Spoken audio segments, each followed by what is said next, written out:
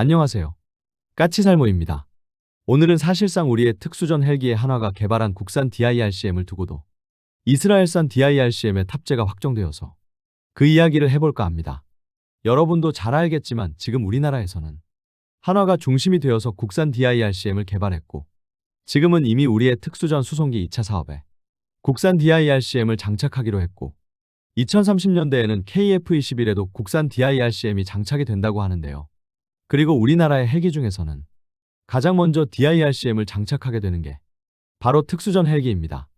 그런데 우리의 특수전 헬기에는 국산 DIRCM이 아닌 사실상 이스라엘산 DIRCM의 장착이 확정되었습니다. 그 전에 앞서서 최근에 우리 KF-21의 가격이 공개되었다고 해서 화제가 되었는데요. 이번에 공개된 KF-21의 가격은 블록1의 가격이 8,300만 달러. 그러니까 우리 돈으로 약 1,200억이라고 하고요. 블록2의 가격은 1억 1,200만 달러. 그러니까 우리 돈으로 1,620억 원이라고 합니다. 그래서 아마 이 이야기는 여기저기서 많이 보셨을 것입니다. 다른 유튜버들도 많이 다루고 있는 것 같은데 말이죠. 그런데 정작 저는 이 소식에 대해서 별로 관심이 없고 솔직히 그래서 이 가격의 출처가 어디인지도 아직 모릅니다. 그럼 저는 왜 우리 KF-21의 가격이 확정이 되었다는데 관심이 없는 것일까요? 잘 생각을 해보세요. 이게 말이 되는 소리인가요? 전투기 가격이 무슨 슈퍼마켓의 라면 가격도 아니고 정찰제라니 듣도 보도 못한 이야기입니다. 전투기 가격이 어떻게 정찰제가 될 수 있나요? 말도 안 되는 소리죠. 아무리 같은 전투기라고 해도 구매 국가에 따라서 가격은 전부 다릅니다. 왜냐하면 그 국가가 원하는 옵션이 다른 나라와 같을 수는 없으니까요. 당장 전투기를 구매하는 나라가 훈련용 시뮬레이션 장치를 몇 대를 원하는지, 예비 부품을 얼마만큼 원하는지, MRO 센터를 건설해주는 걸 원하는지, 그리고 절충 교역을 몇 프로를 원하는지에 따라서 똑같은 전투기를 구매해도 가격 차이는 배 이상 차이가 날 수 있습니다. 그럼 유니코스트 아니냐라고 할 수 있는데요. 유니코스트도 가격은 같을 수가 없습니다. 왜냐하면 전투기를 구매할 때 그 전투기의 개발비를 지급한 개발국이냐 아니냐에 따라서도 다르고요. 그리고 전투기에 어떤 무장을 통합해주는지에 따라서도 다릅니다. 당장 우리의 KF-21 블록2에는 기본적으로 10가지의 무장을 통합을 하는데요. 문제는 KF-21 구매국이 10가지 무장 전부를 통합해달라고 할 수도 있는 것이고 아니면 그 나라에는 없는 무장의 통합을 빼주라고도 할 수 있습니다.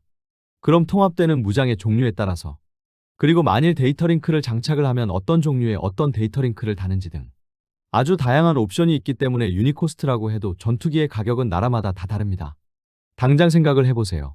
우리가 자동차를 구매할 때도 자동차의 옵션에 따라서 같은 자동차라고 해도 가격이 달라지지 않습니까? 하물며 자동차도 그러한데 전투기 가격에 정찰제가 있다는 게 말이나 되는 소리입니까? 그래서 솔직히 말해서 저는 KF-21의 가격이 확정되었다는 소리를 듣고 처음에는 이게 어느 나라 가격인가 하고 보게 되었는데요. 어느 나라 가격이라는 것도 없더군요. 그래서 이게 무슨 참신한 헛소리인가 하는 생각을 했습니다.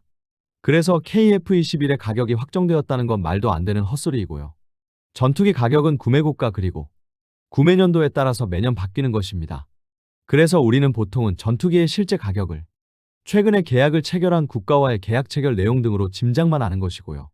아무튼 어디서 나온 이야기인지는 모르겠지만 참 참신한 헛소리 같습니다. 그것보다는 우리나라가 지금 KF-21을 판매할 가능성이 높은 나라들이 어디인지나 한번 살펴보면 좋을 것 같은데요. 지금 우리나라가 KF-21을 판매하기 위해서 협상을 하고 있는 나라는 총 3나라인데요. 지금 우리가 KF-21을 판매하기 위해서 협상을 하고 있는 나라는 UAE와 그리고 필리핀이 있고 또 마지막으로 폴란드가 있습니다. 그런데 UAE와 필리핀이 어떤 상황인지는 이미 많이 알려져 있고 저도 과거에 많이 이야기한 바가 있는데요. 결론은 UAE는 우리 KF-21 블록1이나 블록2까지는 관심이 없고 5세대 스텔스기인 KF-21 블록3에만 관심이 있고 그래서 KF-21 블록3를 공동으로 개발하기 위한 협상을 하고 있는데요. 필리핀은 최근에 새로운 소식이 몇 가지 있기는 합니다. 우선 원래는 최근까지는 필리핀의 전투기 사업에서 우리 KF-21과 경쟁을 하고 있던 기종은 스웨덴 사브사의 그리펜 전투기였는데요. 그런데 사실상 지금은 그리펜은 탈락이라고 하고요. 그럼 우리가 확정된 거냐라고 했을 때 그건 아니고요. 지금 그리펜이 빠진 대신에 유로파이터 타이푼이 경쟁에 들어왔고 당연히 타이푼은 우리 KF-21보다 비싸지만 유럽 쪽에서 좋은 금융 조건을 제시 중이라고 합니다. 한마디로 말해서 타이푼이 가격이 비싸니까 현금 내지 말고 자신들에게 돈을 빌려서 사라는 것입니다. 정확히 구체적으로 어떤 금융 조건을 제시하고 있는지는 모르겠지만 당연히 우리도 KF-21을 판매하기 위해서 차관을 제공해 줄 테니 최소한 우리보다는 좋은 조건이지 않을까 짐작을 해보고요. 그리고 너무 비싼 가격으로 사실상 도입이 포기되었던 F-16V는 미국 의회에서 필리핀에 대한 대규모 군사원조를 의결해서 이 자금을 F-16을 구매하는 데 사용하는 것 아니냐는 이야기가 있는데요. 금액이 군사원조로 F-16을 구매할 정도는 아니고 F-16을 구매하는데 일부 보태는 정도 같습니다. 그래서 필리핀 사업은 아직은 우리의 KF-21이 확정이라고 할 수는 없는데요. 다만 폴란드에서는 좀 더 구체적인 소식이 나오고 있습니다. 지금 폴란드는 신형 전투기 도입 사업을 하고 있고 이 사업에는 F-15EX와 유로파이터 타이푼 그리고 우리 KF-21이 후보인데요.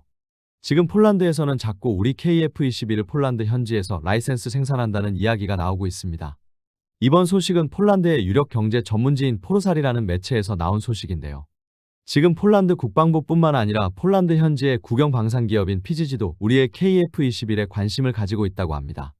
당연한 게 현재 폴란드의 전투기 사업의 3가지 후보 중에서 유일하게 우리의 KF-21만이 사실상 폴란드 현지에서 라이센스 생산이 가능하기 때문이라고 해요.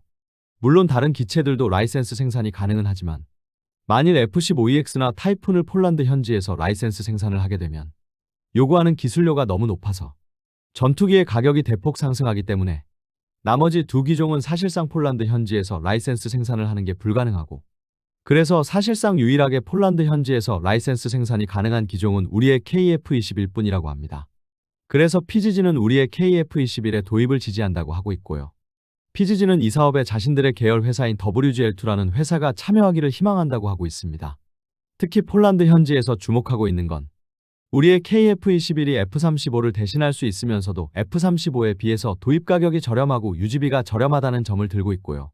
다만 문제가 있다면 역시 이제 막 개발된 기체이기 때문에 초기 결함 가능성과 그리고 나토의 시스템과의 상호 호환성 문제를 걱정하고 있습니다. 그래서 엉뚱하게도 지금 폴란드에서는 폴란드 최대의 국영 방산그룹인 PGG가 우리 KF-21의 도입을 지지하고 있고 그래서 우리 KF-21이 채택될 가능성이 상당히 높은 것으로 알고 있습니다. 솔직히 제가 보니까 폴란드도 F-35, 32대를 도입하기로 했지만 F-35의 엄청나게 높은 실질 도입 비용과 그리고 너무 비싼 유지비 때문에 도입도 하기 전부터 걱정을 하고 있는 것 같고요. 그래서 F-35의 추가 도입은 사실상 힘들 것 같으니까 최대한 저렴한 가격으로 F-35의 임무를 대신할 수 있는 기체를 찾고 있는 것 같습니다. 그래서 우리 KF-21에 관심을 가지는 것 같은데요. 한마디로 말해서 폴란드 국방부는 우리 KF-21의 도입 비용과 그리고 유지비가 저렴하다는 점에서 관심이 많은 것 같고 폴란드 국영기업인 PGG는 사실상 폴란드 현지에서 라이센스 생산할 수 있는 기체는 우리 KF-21뿐이기 때문에 관심이 많은 것 같습니다. 그래서 지금 시점에서는 우리 KF-21이 폴란드에 채택될 가능성은 상당히 높습니다. 물론 이 사업은 아직은 초기 단계이고 그래서 실제로 기종이 선정되려면 아직도 멀었고 그래서 중간에 어떤 변수가 튀어나올지는 모르겠지만 최소한 지금 시점에서는 우리 KF-21이 채택될 가능성이 높습니다. 그리고 얼마 전에 저는 우크라이나 매체의 기사를 바탕으로 폴란드의 FA-50의 미국의 암남미사일 통합이 사실상 좌절되었다는 소식을 전한 바가 있는데요. 그런데 유명하신 유튜버분이 폴란드 현지의 군사 전문 매체인 디펜스24를 바탕으로 FA-50의 암남 통합이 아직은 완전히 좌절된 게 아니라는 소식을 올려주셨는데요. 저도 그분의 방송을 보고 그분의 말씀이 옳다고 생각이 들었고 그래서 아직은 FA-50의 암남 통합이 완전히 좌절되었다고는 볼 수는 없을 것 같습니다. 그래서 이 문제는 좀 더 시간을 두고 지켜봐야 할 거라고 보여지네요. 그럼 이 이야기는 여기까지 하고 다시 DIRCM 이야기로 넘어와서 여러분도 알겠지만 우리나라는 특수전 헬기 개량 사업을 하고 있고 바로 이 특수전 헬기가 우리나라 헬기 중에서 최초로 DIRCM을 장착하는 헬기인데요. 그런데 문제는 우리나라는 분명 한화에서 국산 DIRCM을 개발했으나 이번 특수전 헬기에는 국산이 아닌 이스라엘제 DIRCM이 장착될 거라고 해서 많은 사람들이 우려를 했는데요. 그런데 우려했던 일이 현실이 되었습니다. 미국이 베네수엘라 대통령인 마두로 대통령을 생포하는 걸 다들 보셨을 것입니다. 아마 그걸 보시고 많은 분들이 그럼 우리나라도 북한의 김정은을 생포하는 작전이 가능하냐고 궁금해하실 텐데요. 솔직히 가능할지 안 할지는 저는 모릅니다. 다만 만일 우리가 미국이 하는 작전과 비슷한 작전을 한다면 우리는 서해에 독도함을 대기시키고 이 독도함에서 아파치 헬기와 특수전 헬기가 출동을 해서 북한의 주석공으로 날아가서 김정은을 생포하는 작전을 하게 될 것입니다. 그리고 여기서 핵심은 바로 특수전 헬기인데요. 지금 당장은 우리는 특수전 헬기가 없지만 미국의 특수전 헬기와 거의 비슷한 능력이 있는 특수전 헬기를 개발하는 사업을 우리는 하고 있고, 우리는 우리 군이 보유하고 있는 UH-60 블랙호크 헬기를 기반으로 이 헬기를 개량해서 MH-60 헬기를 개발할 생각인데요. 그리고 이번 사업은 카이와 대한항공이 경쟁을 해서 작년인 2025년 3월경에 대한항공이 사업자로 선정이 되었고, 5월경에는 대한항공은 8,302억 원에 달하는 특수전 헬기 개량 계약을 우리 방사청과 체결을 했습니다. 그런데 이 사업에서 가장 큰 문제는 이 사업에서 카이는 한화와 연합을 했고 대한항공은 LIG와 연합을 했는데요. 문제는 우리의 특수전 헬기에는 우리 군이 보유한 헬기 중에서는 최초로 DIRCM이 장착이 되고 우리나라의 국산 DIRCM은 한화가 개발 중이기 때문에 대한항공이 선정이 되면 한화가 개발한 국산 DIRCM이 채택이 되지 못하는 것 아니냐는 우려가 있었습니다. 솔직히 5월 달에 대한항공과 방사청이 계약을 할 때 8,302억 원을 계약했기 때문에 사실상 이때부터 국산 DIRCM이 장착될 가능성이 별로 없기는 했습니다. 이게 무슨 말이냐면요. 이번 사업의 총 사업비는 9,613억이고 이 중에서 대한항공과 계약을 한 금액이 8,302억입니다. 그런데 이번 특수전 헬기 개량은 정말 헬기 뼈대만 놔두고 모든 걸 개량하는 사업이고 그래서 심지어는 엔진도 변경하게 됩니다. 지금 우리나라의 블랙호크 헬기에는 T700, 701이라는 엔진이 탑재되어 있는데요. 이 엔진의 출력은 1890마력입니다. 그런데 미국 특수전 부대의 MH-60에는 좀 더 신형 엔진인 T700, 701D라는 엔진이 탑재되어 있고 이 엔진의 출력은 1994마력입니다. 그래서 우리 군은 이번 사업에서 헬기의 엔진도 교체하기로 했고 거의 대부분의 경우 엔진은 관급 장비로 공급을 하는 게 일반적입니다. 관급 장비라는 건 결론은 특정 사업에서 핵심이 되는 특정 장비만 업체가 아닌 방사청에서 별도로 구매해주는 걸 이야기하는데요. 특히 헬기 엔진 같은 경우는 대부분 미국으로부터 FMS로 구매를 하기 때문에 업체가 직접 구매할 수 없고 방사청이 관급 장비로 별도로 구매하게 됩니다. 한마디로 말해서 엔진은 방사청에서 직접 구매를 해서 대한항공에 넘겨주게 된다는 이야기입니다. 그래서 총 사업비 9,613억에서 대한항공과 계약한 8,302억 원을 빼고 남는 비용의 대부분은 아마 방사청이 엔진을 직접 구매하는 비용일 것입니다. 그래서 사실상 이번 사업에서는 엔진 말고는 관급 장비가 없다는 뜻이고 그래서 계약 금액만 봐도 알 수 있는 게 당연히 특수전 헬기에 탑재될 DIRCM의 선택권은 대한항공에 있다고 할 수 있는 것이었습니다. 그리고 이미 대한항공은 헬기의 생존 장비는 LIG와 협력을 하기로 한 상태이고 LIG는 헬기의 생존 장비에 들어가는 DIRCM은 한화의 제품이 아닌 이스라엘 제품을 구매하겠다고 이야기하고 있었습니다. 그래서 이미 기존부터 우리의 특수전 헬기에 국산 DIRCM이 아닌 이스라엘산 DIRCM이 탑재될 가능성이 높았는데요.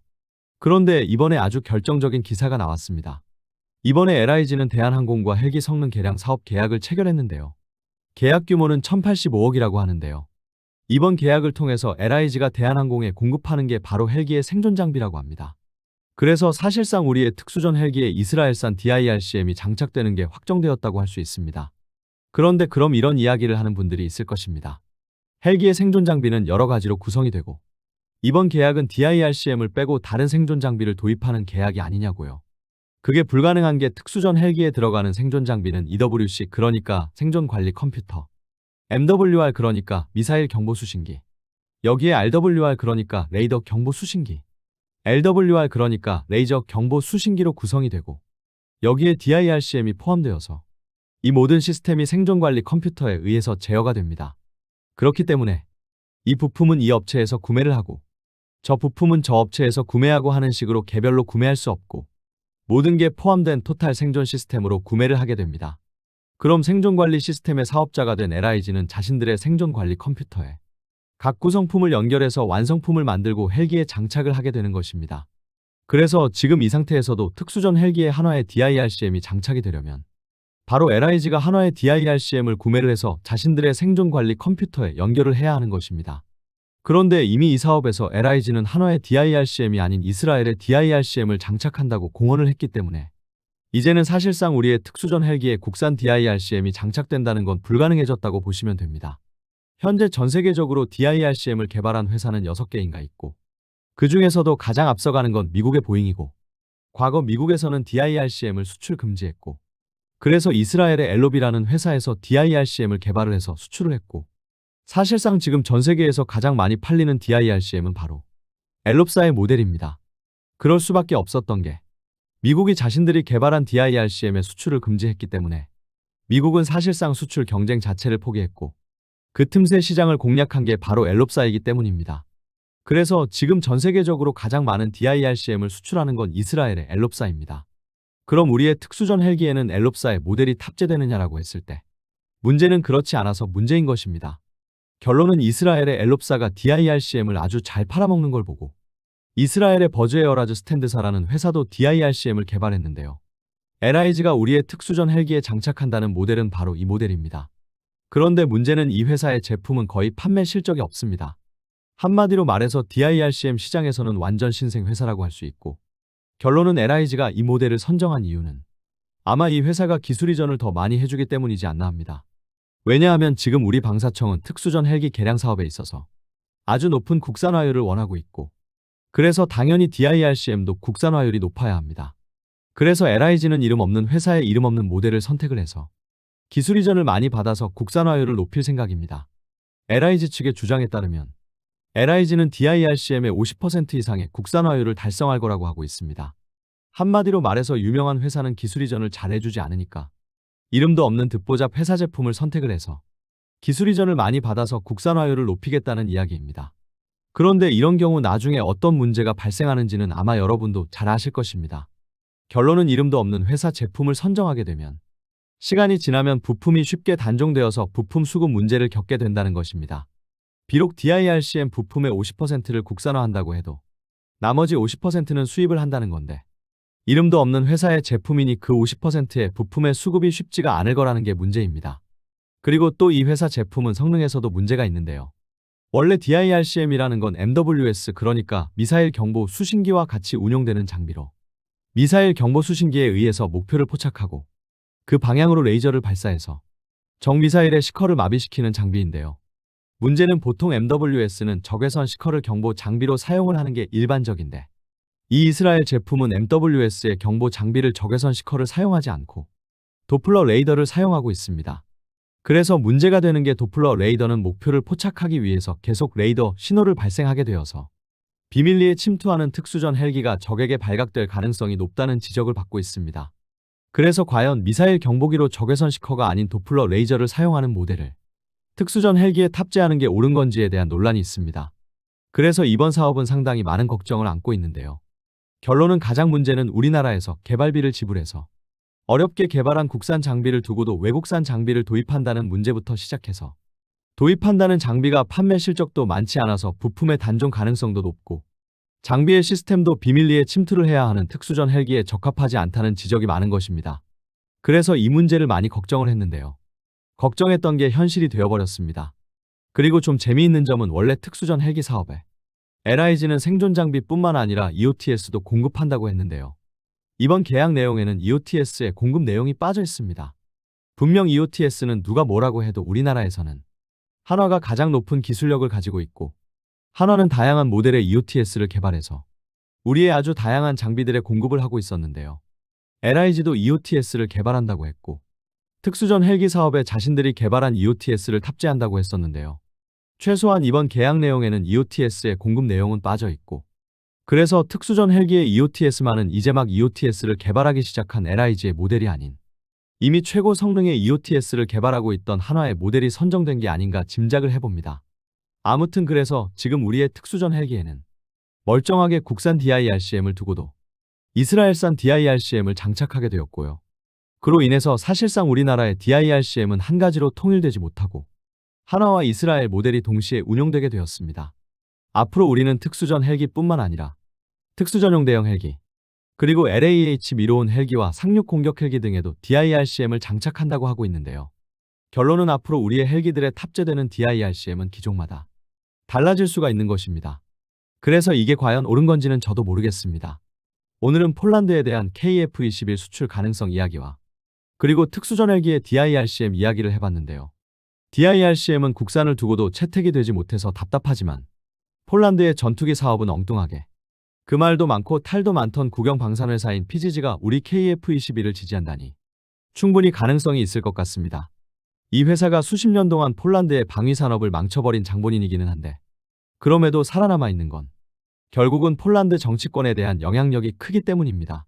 그래서 이런 영향력이 큰 회사가 우리 KF21을 지지한다니 반가운 소식이 아닌가 합니다. 어떤가요, 여러분? 여러분이 보기에는 폴란드가 우리의 KF21을 선정할 것 같은가요? 이상 영상 봐주셔서 감사합니다.